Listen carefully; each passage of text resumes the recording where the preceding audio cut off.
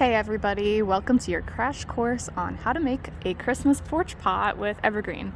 So you're literally going to start with a pot of dirt. These are super easy if you have planters that you had annuals in over the summer. Just rip the plants out and leave the dirt. So we're sticking everything right into the dirt.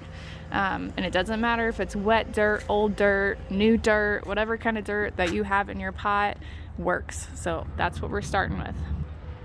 So basically what you do is you cut your pieces of evergreen.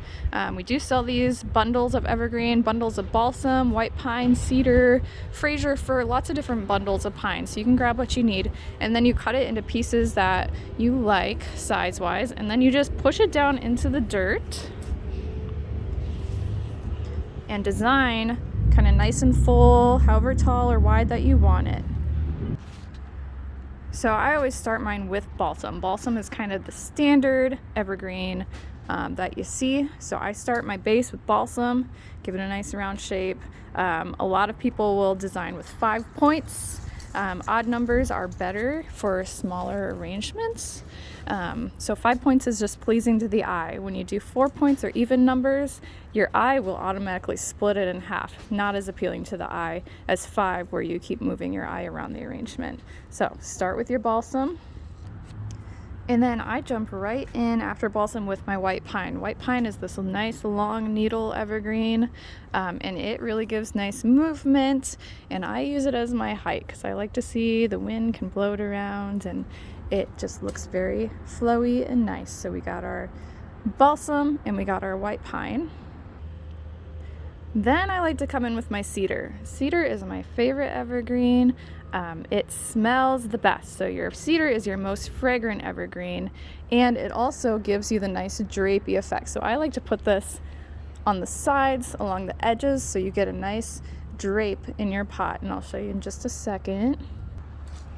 All right, so you can see how it kind of just cascades out the side of the pot around the edges.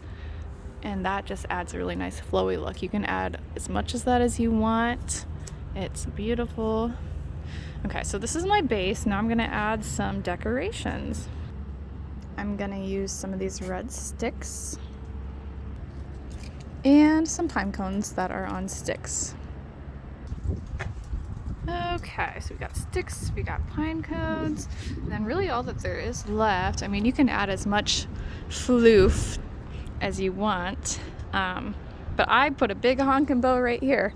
Reason being, it's because I love ribbon and I love bows, and the bow will cover the pot. Alright guys, there you have it. Finished product of a simple porch pot. So these are pretty easy for you to make yourself. If you don't want to make it yourself, we will make it for you, but we do have everything here for you to buy to create your own at home. So stop on out and see us. Thanks guys.